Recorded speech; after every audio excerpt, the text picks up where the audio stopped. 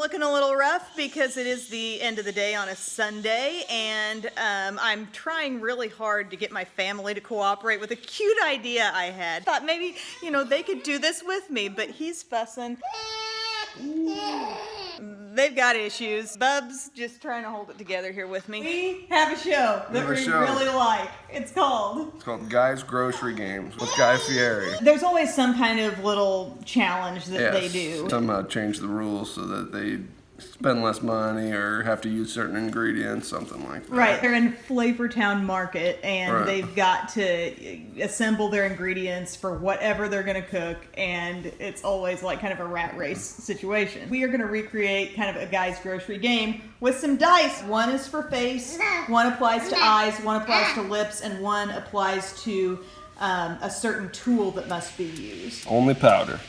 Blind grab. Nothing over $5. Only sticks. Nothing new. And no brushes. Are you going to roll the first one? Okay. Did we get no brushes? Oh, man. Cut crease. Kids pick the palette. Lime green. Glitter. Sponge tips only. Copy the first look you see on Instagram. What does it say? Oh, wait, what did it say? It said this. It said kids pick the palette. Kids pick the palette. What? Gotta use orange. Mix 3 colors. Overdrawn. Turn eyeshadow into lip color. Ultra nude. Lipstick with eyes closed. Roll it, sister. Yeah! Ultra nude. It's gonna be a nude lip, baby. This will be the tool that has to be used. Individual false lashes, tape, brow stencil, scissors, Bub's hair gel, or a spoon. Not sure what the heck you're gonna do with that. Give it a big roll, hun. Good. A spoon! A spoon! The 1 in 6. This is the most random thing. Okay, so it's a no brush face look. The kids are gonna pick the eye palette. It's gonna be an ultra nude lip, and I have to use a spoon somehow. How am I gonna do it, Bubba? So those are my awesome dry erase dice. Again, this was totally inspired by Guy's Grocery Games. I saw that they had little challenges like this, and I wanted to do something similar. So, oh, hey, what would you like to throw in? I love mommy. Whoop, whoop, whoop, whoop, whoop. I'm gonna have to figure out a look with these standards. It's gonna be the ultra nude lip. That's gonna be fine. Yeah. The kids pick the palette. I guess we can do that later on this evening. No brushes for any of the face steps is going to be kind of hard, but the spoon. Maybe I'll just just blend with a spoon. All right, guys, are you ready for this? I've already got my skin moisturized, and yeah, I'm going to have to get through all my face steps with no brushes, and I do have access to a spoon, though. That's the must-use tool. Biddy chose this one. I'm thinking I might use this as like a foundation dabber, perhaps, and I've gone ahead and pulled out some things that I think I can effectively apply without any brushes, and I'm also going to cancel out sponges there as well, because let's face it, I could very easily apply a lot of this with a sponge, and it really wouldn't be a stretch for me at all. So we're going to cancel out brushes and sponges for face, but I'm going to use this Smashbox Halo Healthy Glow All-in-One Tinted Moisturizer. This is a pretty new product to me, but I think if you're confined to your fingers, a tinted moisturizer is a lot more forgiving to blend in than your most full coverage foundation is going to be. And I have this in the shade Light Neutral. I've only used this a couple times and it is pretty glowy. Like I said, I've already got a little bit of moisturizer underneath because generally I like a little light layer to start with anyway, but here's the color. And yeah, let's just get right in with the little baby food spoon here, and we'll just use this to dab it around, you know? I was just thinking maybe somebody could have picked a metal spoon for me, and it would have had a nice cooling effect applying some eye cream to the under eye area. But alas, we've got the plastic baby food spoon, so we'll just get that everywhere. Oh, fun. And now I'm just gonna blend this in with my fingers. Gosh, such a foreign feeling to use your fingers when you're usually using a brush or a sponge to get everything worked in. but it's certainly not undoable, you know? There we are, all blended in, slightly evened out. Obviously, it's a really light coverage product, but it does give a really pretty look to the skin. It's reminding me quite a bit of the Clinique Moisture Surge, that tinted moisturizer product, and also for a lower price point, the one from Neutrogena also gives a very glowy look and the sheer coverage. For a concealer, I was thinking that it would be difficult to maybe set things just the way I usually want to, so I thought, what can I put on that's not going to be too tacky and not really require a lot of finesse with the setting powder? I think I'm going to use a pressed powder with a little puff in it. But I pulled out this peach concealer from Too Faced. This is the Matte Instant Coverage Concealer, and I have the shade Petal. I've used this before and talked about it a little bit. I do not feel like it's the best coverage, but you know, it's not bad if you got some minor stuff to deal with. It's a decent product. It's easy enough to blend in. It does have a peachy scent, which is really kind of strange for coming from a concealer, but whatevs. I'm gonna pop this on around the nose also, and got a couple little problem spots on the chin. And now we'll just work with our God-given blenders and just get that blended in right here. Just doing kind of a tapping motion, even though I am using my fingers, you know, it's melting into the skin nicely, but we don't want to get into that feeling of really rubbing it around, because then we're just moving the coverage around as opposed to really building it up on certain areas. So there's that. Add a little bit more out here maybe. But see what I mean about choosing something that has a little bit more of a matte finish? So I'm not going to be really worried about just setting it just so like I normally would. Gosh, I miss my brushes. I miss my brushes. We're brightened up to an extent. I mean, I still feel like I can really see my darkness over here. But honestly, considering the sheerness of our initial like foundation level there with the tinted moisturizer, this is not too bad. Then for my powder, I just noticed that there was a puff in this one, this CoverGirl Clean Fresh. I have it in the shade Light. So I think I'm just going to use the puff to dab this around. And that way I get a little setting powder. It's really like a skin tone match setting powder. I don't want it to be too heavy on my under eye area, but I'll get a little bit in there and elsewhere all over the face. I think it may be helping the coverage out some. A fun twist for this challenge might be putting me on some kind of a time limit, or maybe like on the dice for a certain portion of the face, like the eye look has to happen in under a minute or something like that. Okay, I think we've evened things out even more. And we definitely evened out the texture, so that's good. For a contour bronzer type product, I pulled out this Hoola Quickie contour stick. This I thought didn't look terribly dark, so I felt like it might be a little more forgiving than some products I have just to blend in. And it is blending in really, really easily just with my fingertips. Awesome. Not too dry at all, just really easy to work in there. Let's do a little contour with that.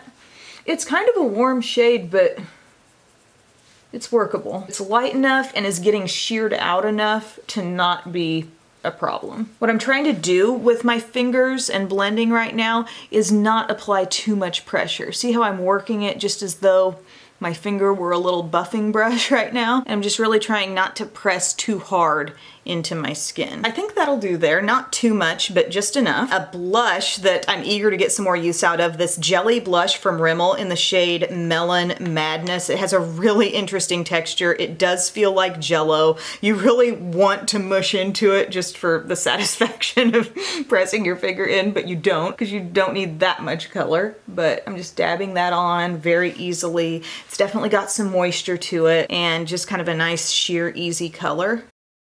If I know I'm not going to have brush access, I felt myself trying to pull out shades that I thought would be kind of forgiving, you know, not too deep, not something I'd be like panicking and feeling like I needed a certain brush to help me blend it out. So I don't know, that might be a mentality to keep in mind if something ever happened to your brushes, you know, thieves enter your house, immediately go for your makeup brushes. Real realistic scenario there. It's the kind of thing I'd fear. Okay, so I'm building this up a little bit. There is kind of a sheen in this blush, so I feel like I'm getting a little glow. Now keep in mind, this look is all gonna end up getting paired with a super ultra nude lip at the end. Then for highlight, I thought I'd go for this Grande Glow. This is that plumping liquid highlight in the shade French Pearl. I did do a review specifically on this plumping highlight and the plumping blush, if anyone is interested. I feel like to a subtle extent, it did kind of work. I'm just gonna go ahead and pat that in on the skin. I think I got the biggest effect when I had the two products on together, both the blush and the highlight. There we go, subtle glow, everything applied with the fingers. My fingers with a very sad, chippy manicure. And yeah, I guess we can set this. Setting spray doesn't involve any brushes, so let's do that. I'm gonna use my Milani Fruit Fetish in Kiwi Watermelon. Love this scent. I feel adequately blended out. I think I could have done a little better on the concealer if I'd had a brush. I actually feel like, I don't know, things look kind of uneven out here. Like maybe I need to conceal a little more. I feel like I just kind of lightened up the melasma, but I didn't really conceal it. So part of that could have just been the shade choice. Also, the coverage is just plain not super high with this product. May just have to dab a light bit of powder over that and just kind of forget about it. Now I'm gonna do my brows real quick. I'm just gonna use my little e.l.f. pomade here. This is in the shade Espresso, and also my e.l.f. double-ended brush. Just get those filled in real quick. Guess I could have use a brow stencil, which would have been real fun. Haven't used one of those in ages, but I do think I have a little kit in here that probably contains some. That all brushed through. It really takes a very small amount of this product. It's pretty creamy. I don't feel like it holds quite as well as the Maybelline Tattoo Studio, but I have it. You guys saw me talk about it in my e.l.f. video not all that long ago, so I figure I'm gonna use it. And then we'll just do a little bit of added gel to help with the hold.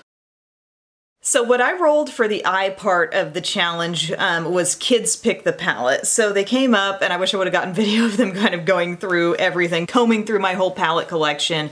But this is one that they chose, and Belle offered her rationale on choosing the Too Faced Palm Springs Dreams. It was just so pretty. Now it is a really flashy palette. I know that pink caught their eye, and then here's the shades on the inside. This was something that I actually didn't go for. I remember it going on sale at some point, I think it was last year, and then around the holidays it randomly came in kind of a way after the fact PR package, but it is a pretty palette. It's got a lot of warmth, it's got some nice mattes. You know I love Too Faced mattes, but it's got some real glitzy shades in here with rosy colors, something that's kind of like it looks almost greenish at a glance, but it's definitely a sparkly gold.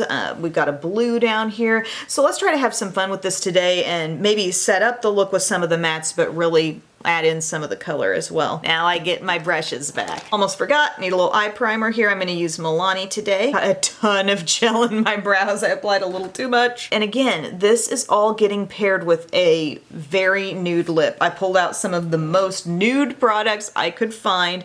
So I think we can go pretty hard with this eye look and get it pretty deep and dramatic. I'm gonna take this shade Saucy and Bossy because that's how I'm feeling right now. And I'm gonna put that in my crease. This is just a real soft brown. You know how we sometimes just gotta get warmed up, right? Do you guys feel like with mask wearing, if you do have to get out of the house a lot and wear a mask most of the time, do you go to the side of pretty much no makeup at all, or do you really try to play up the eyes more? For me, I mean, if I do go somewhere, I feel like I rarely go anywhere, but if I do, I wear a mask. I think it's definitely important. Okay, so I've got that all blended in. I really did try to hit that inner corner pretty well.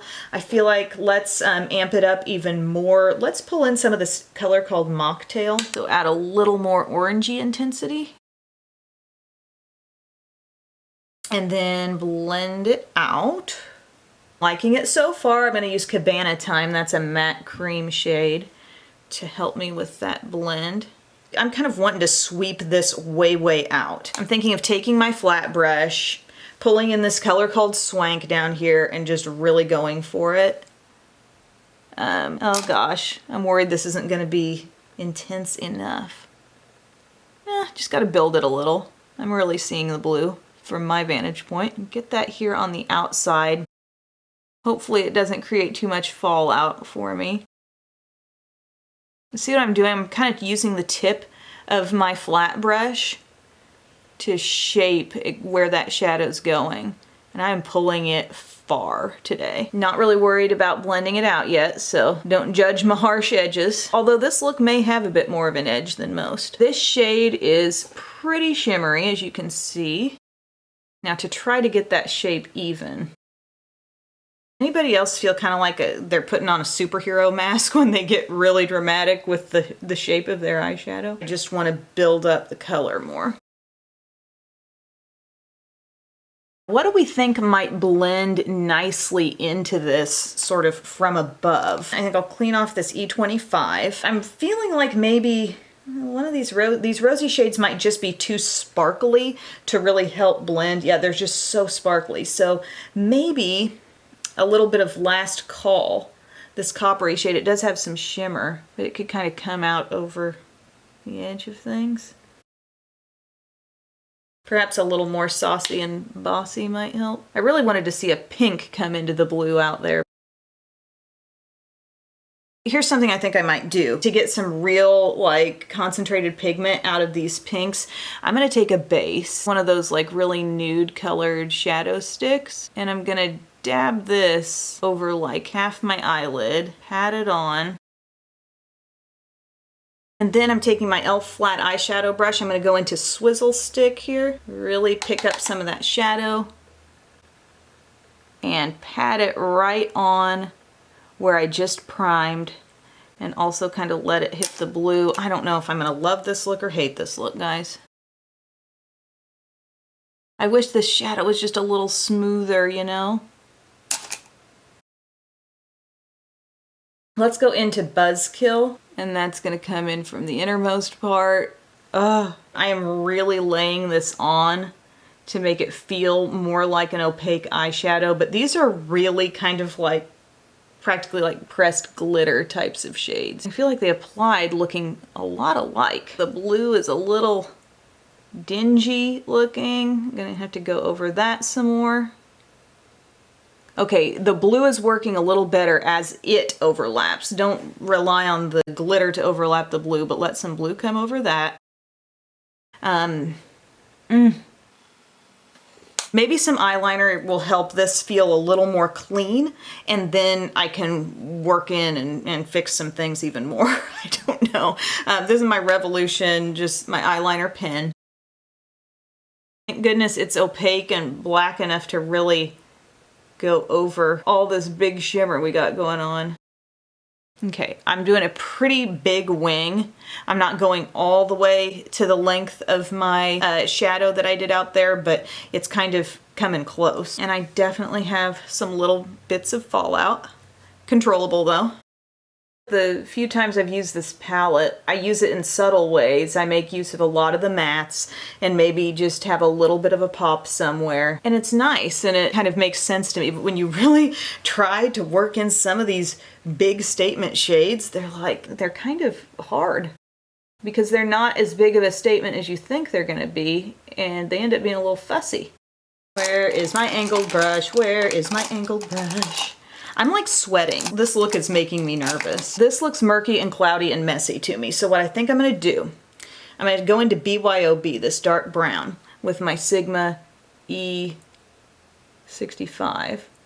I'm gonna continue my wing out. So this is just with brown, just kind of letting it extend, whatever. Then I'm gonna take the blue, really pinpointed, with this angled brush. And I'm gonna work that in as kind of like a thick line almost coming up above that black line. How far am I going with this? Kind of needs to go far because I got a lot to contain here. So see where the blue is coming? Blue is coming here. It's going out here. Then I think we just need to get a little more buffy with the mattes above it. And that'll be that. Take my wispy white brush, take a little bit of Mocktail, a little bit of She's Lit. I feel like this side is looking a little bit better. This side's a little rough. Maybe just a smidge of brown. That's what it needed. I needed something, instead of going straight from dark blue into orange, I needed something. I'm going just a little bit darker, so I'm using that. There. I need something to ease out of the blue and into the more earthy shade. It wasn't easy, but we got this old girl out of her comfort zone for a second. Lower lash line, I'm thinking of going back to this godforsaken swank shade and taking it right down in here. Again, we're gonna have barely there lips. I'm gonna have like erase your lips nude today. I'm gonna keep that light. I may do kind of a thicker lash, but not go too much further there on the lower. Since I've probably taken forever on this eye look alone, I'm gonna go ahead and do my lashes and I'll be back. Here we are. I've put lashes on, a pretty dramatic pair that I actually think is very pretty. I think they'd be pretty on even a lighter, less dramatic eye, but they're the Salon Perfect Extension Seeker B Curl lashes. They have the number 661 on them, and they are just full and fluffy, and they kind of have a little bit of a flare to them. They're not too long left to right. I actually didn't have to trim them at all. So I really like those. I also took that Sigma pencil that I used as a base under the pink. I used that in the lower inner rim. I thought I'd test drive that there to see how well it lasts. And then I used some of my Hourglass mascara. It's the new Unlocked Instant Extensions. This does not smudge whatsoever, so I used that for my lower lashes to let them be a little bit more dramatic than usual. And also, upon looking up close and applying the lashes, I realized I had a lot more fallout than I realized on the under eye, so I went back with the Too Faced, and I had no real choice. That was a concealer I pulled, and I had to use my fingers, but I dabbed a little more of that on the under eye, set it with powder, and you know, it's definitely heavy there. I know it is, but I gotta do what you gotta do, I guess. As far as the overall blending of the look, like I took some pictures of it, and I feel like it's actually kind of pretty. I mean, it was a little bit painstaking and tedious to get to this point, probably because I didn't have a real clear plan of what I wanted to do or how I thought it would turn out. But I think the key was, if you're working with blue and you're trying to blend out of a blue shade, try to go for something that's neutral but dark, so it's going to ease that transition, and then you can go into your, you know, warm whatever shades. I think it started to look muddy when I was trying to put orange over the blue at first. I think the pink actually plays pretty nicely in this look. I think that's fun. The one thing with these shades, pretty much all the statement shades except for this one and this one, these are like really smooth metallics, but Dirty Martini, Swizzle Stick, Buzzkill, those three have kind of a chunkiness to them, and you really got to pack them on, and you got to be ready to do that, ready to put them on a base that's going to help them stick, whether that be a really nice cream base like I used, or maybe a glitter glue would even work well for those. And Swank is kind of, you know, it's a pretty shade in a concentrated swatch. You're like, whoa, but you really start applying it, and it has to be built big time to get to that point. And I think, you know, ultimately I'm all right with this look, but it was just kind of hard. Now let's work on this ultra nude lip. I went into my collection, I thought, where's my most nude lipstick? And I thought about Matte Creme de Nude. So we're gonna start here. Oh my gosh, it's so nude. Oh, remember when everybody just had to have this? Shoot, I'm gonna stop here. Actually, I do need to exfoliate these lips. Elf lip exfoliator, help me. I always start out with my lip and then I regret that I didn't exfoliate. Top lip could use some too, but the bottom lip's the one in a real rough shape. Look how much more pink my lips look. Gosh, that's a nice color to take throughout the day. But alas, we must take that away and make it ultra nude. Back to Creme de Nude. Let's do it. This is a cream sheen formula, so it does have some moisture. I really like this formula. It's probably my favorite MAC lipstick formula, but I really want this to be my base color. Super nude. And then I grabbed a liner. I think this liner might have a hint more depth. It's Low Maintenance from Becca. And let's see. I still gotta keep it super nude. Honestly, it more or less seems like a shade match for Creme de Nude. So while I'm trying to get a little definition, it's not giving me much. I just need a little more defined Cupid's bow. Where's that Maybelline? Here's Maybelline's Purely Nude, which is gonna seem like vampy compared to this other stuff, but I'm just gonna use a little bit of that. It's got a hair more color to it. A little more out here. Okay, I can work with that. I can work with that. And then I got an ABH lip gloss here. This is in the shade Undressed. I'm not sure if this is limited edition or not. Ooh, and that's got a little more yellowy tone in it. All right, guys, so here is my finished look. Man, I have not worn a nude lip this nude in a long time, but I think that qualifies as ultra nude, right? The eye is super dramatic. It really didn't have to be this dramatic, but for some reason, that's where my mind went when I knew the lip was gonna be this nude, and this was the palette I had to work with. I wanted to make my girls proud, so hopefully they like this. All things considered, I did the skin with no brushes, and I think it turned out as good as it could have. You know, I used a really light coverage product, plus a concealer I didn't really love. I did that to myself, but I think I made it work fairly well. We worked in the spoon, which was the tool that had to be integrated. I used the palette that the kids picked and only this, and the ultra nude lip is in full force. So thank you guys so much for watching. If you enjoyed this video, if you want to see more of these challenges with the amazing dry erase dice, give me a thumbs up and let me know in the comments. And thank you so much for watching. Have a great day. Bye, guys.